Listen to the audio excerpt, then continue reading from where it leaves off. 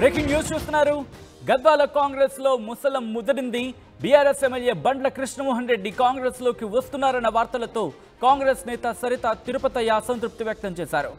బండ్ల రాకను తీవ్రంగా వ్యతిరేకిస్తున్నారు సరిత తిరుపతయ్య. అనుచరులతో కలిసి హైదరాబాద్కు వచ్చారు సరిత తిరుపతయ్య. బండ్లను చేర్చుకోవద్దంటూ ఎంపీ మల్లు రవి ముందు కంటతడి పెట్టుకున్నారు. అసెంబ్లీ ఎన్నికల్లో గద్వాల కాంగ్రెస్ అభ్యర్థిగా పోటీ చేసి ఓడిపోయారు సరిత తిరుపతయ్య. విజువల్స్ మీరు చూస్తున్నారు. కంటతడి పెట్టుకుంటున్నారు సరిత తిరుపతయ్యకు సంబంధించిన విజువల్స్ మీరు చూస్తున్నారు. అయితే బండ్ల కృష్ణమోహన్ బండ్ల కృష్ణమోహన్ రెడ్డి కాంగ్రెస్ లోకి వస్తున్నారన్న వార్తలతో కాంగ్రెస్ నేత సరిత తిరుపతయ్య అసంతృప్తిని వ్యక్తం చేశారు. ఇన్ఫాక్ట్ నిన్న ఇదే సమయానికి మనం మాట్లాడుకున్నాం. బండ్ల కృష్ణమోహన్ రెడ్డి కాంగ్రెస్ లోకి రావచ్చు అనే మాటకు సంబంధించి, కాంగ్రెస్ లోకి చేరబోతున్నారనే ప్రచారం జోరందుకుంది. ముఖ్యంగా మంత్రి జూపల్లి కృష్ణారావు ఆయన వెళ్లారు, మాట్లాడారు అనే అంశానికి సంబంధించి కూడా చర్చ విస్తృతంగా జరిగింది. ఈ నేపథ్యంలో ఆయన కాంగ్రెస్ లోకి వస్తున్నారు, బీఆర్ఎస్ వీడి కాంగ్రెస్ లోకి వస్తున్నారు అన్న అంశానికి సంబంధించి ప్రచారం జోరందుకున్న నేపథ్యంలో ఈరోజు మల్లు రవి ఇంటికి చేరుకున్నారు సరిత తిరుపతయ్య. ఇన్ఫాక్ట్ ఆ విజువల్స్ మీరు చూస్తున్నారు. బండ్ల రాకను తీవ్రంగా వ్యతిరేకిస్తున్నారు సరిత తిరుపతయ్య. అయితే అనుచరులతో కలిసి హైదరాబాద్కు వచ్చారు సరిత తిరుపతయ్య. బండ్లను చేర్చుకోవద్దంటూ ఎంపీ మల్లు రవి ముందు కంటతడి పెట్టుకున్నారు.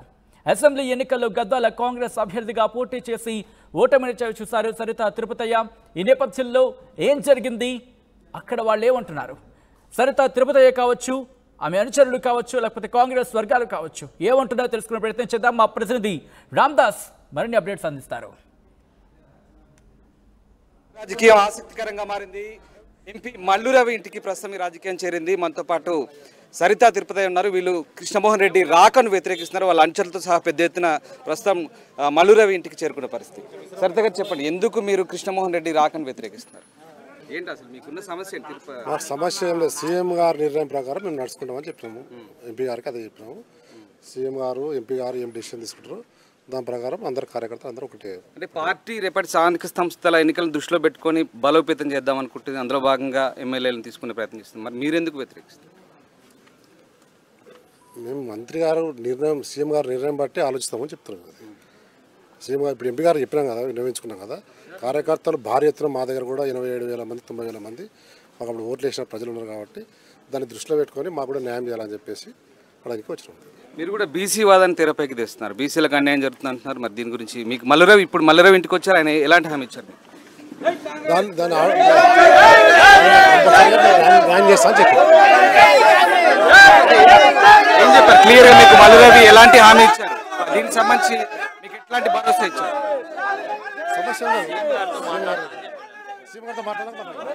రైట్, ఇది మొత్తం మీద కాంగ్రెస్ పార్టీ రాజకీయాలు అయితే ఆసక్తికరంగా మారుతున్నాయి.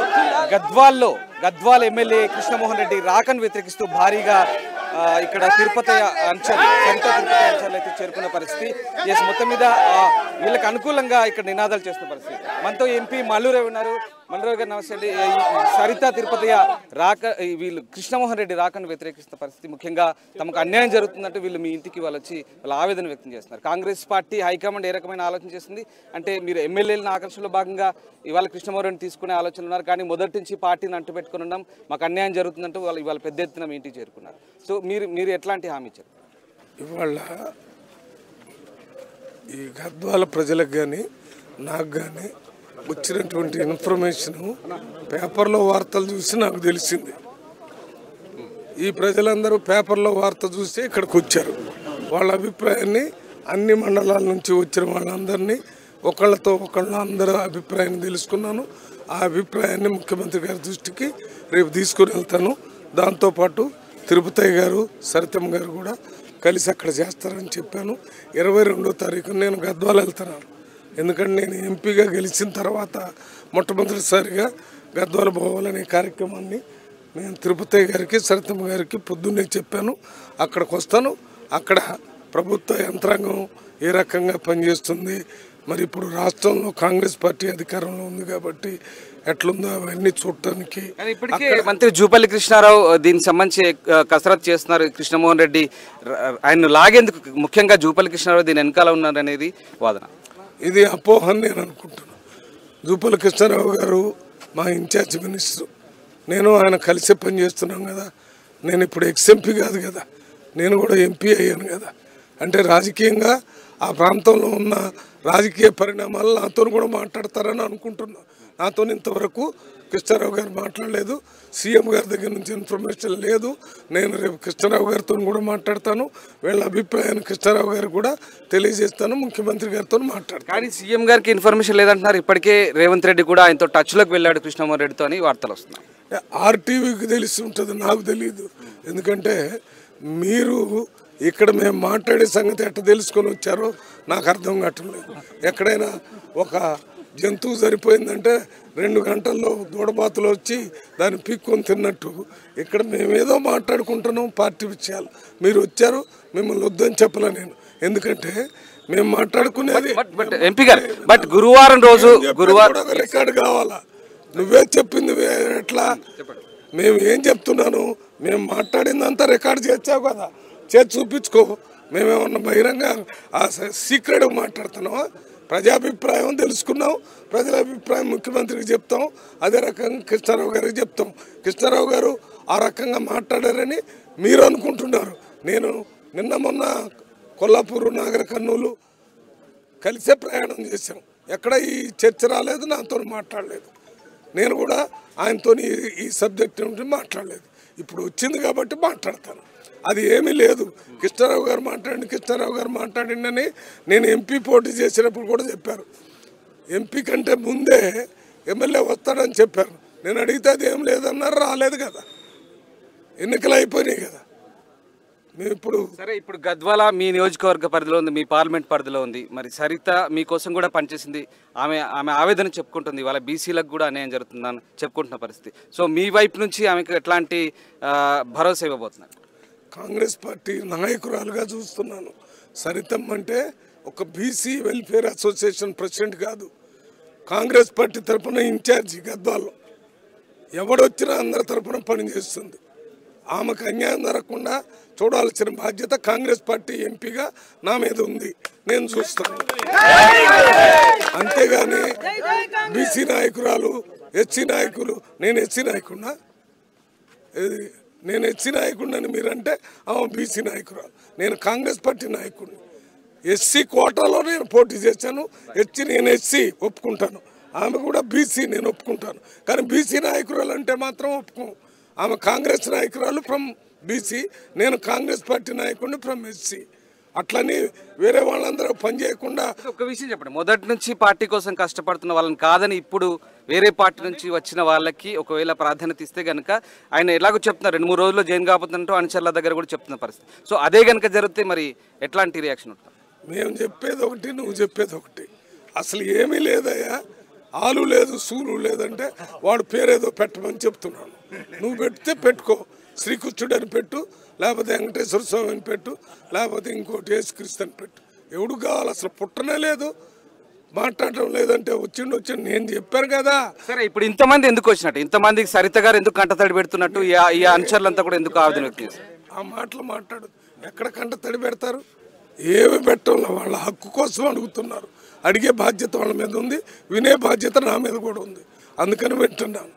అక్కడ ఎవరు ఎక్కడ ఎప్పుడు వచ్చి చేరతారనేది అసలు చర్చే జరగలేదు ఇంతవరకు.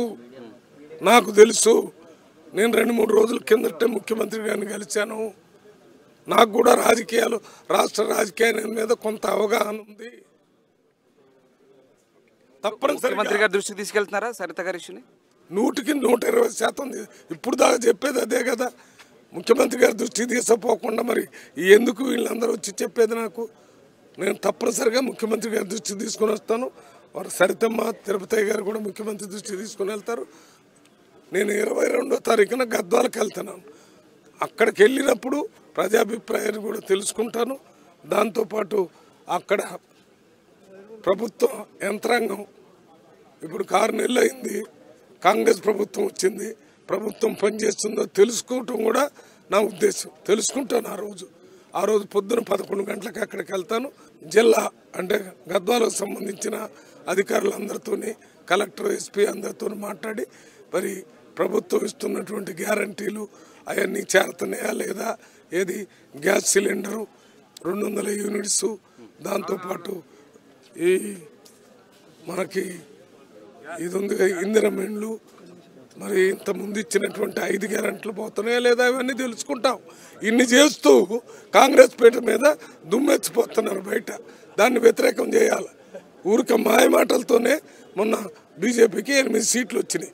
ఇప్పుడు అది ఎందుకు వచ్చినాయి అనేది మేము చాలా లోతుగా ఆలోచించి దాన్ని పునరావృతం కాకుండా మేము పనిచేస్తాం.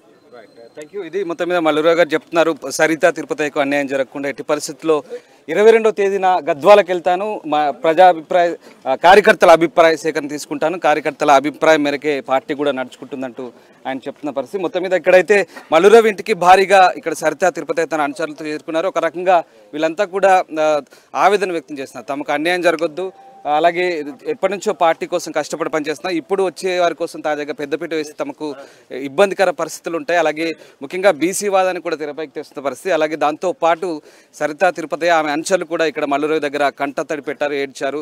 కొత్తగా వచ్చే వారికి ప్రాధాన్యత ఇస్తే తమ పరిస్థితి ఏందంటూ వాళ్ళంతా కూడా ఆవేదన వ్యక్తం చేస్తున్న పరిస్థితి. మరోవైపు కాంగ్రెస్ పార్టీ ఆపరేషన్ ఆకర్ష్లో భాగంగా ఇప్పటికే ముఖ్యమంత్రి సొంత జిల్లా కావడం, దాంతోపాటు ఇప్పటికే 12 మంది ఎమ్మెల్యేలు ఉన్నారు, మిగతా 2 బీఆర్ఎస్ ఎమ్మెల్యేలు కూడా లాగే ప్రయత్నం చేస్తున్నారు. అందులో భాగంగానే కృష్ణమోహన్ రెడ్డిని పార్టీలోకి తీసుకునేందుకు విశ్వ ప్రయత్నాలు చేస్తుంది. అటు మంత్రి జూపల్లి కృష్ణారావు దీనికి సంబంధించి తీవ్ర ప్రయత్నాలు చేస్తున్నారు, తెర వెనుక ప్రయత్నాలు చేస్తున్నారు. ఇప్పటికే కృష్ణమోహన్ రెడ్డి చేరిక కూడా కన్ఫర్మ్ అయినట్టు వార్తలు వస్తున్నాయి. మరొక 2-3 రోజుల్లో ఆయన పార్టీ కండువా కప్పుకోబోతున్నట్టు వార్తలు వస్తున్న నేపథ్యంలో ఒక్కసారిగా Saritha ZP chairman Saritha alert అయ్యారు. ఆమె అంశాలతో ఎంపీ మల్లురవి ఇంటికి చేరుకున్న పరిస్థితి. ప్రస్తుతానికైతే మల్లురవి ఈ సమస్యను ముఖ్యమంత్రి దృష్టికి తీసుకెళ్తాను, ఖచ్చితంగా ఎలాంటి అన్యాయం జరగకుండా చూస్తాను, మెజార్టీ కార్యకర్తల అభిప్రాయం మేరకే పార్టీ నిర్ణయం ఉంటుంది, పార్టీ కూడా నడుచుకుంటుందంటూ సర్ది చెప్పే ప్రయత్నం చేశారు. మొత్తం మీద అయితే ప్రస్తుతానికైతే సరిత తిరుపతి అనుచరులను మల్లురవి సర్ది చెప్పి వారిని పంపించే ప్రయత్నం చేస్తున్నారు.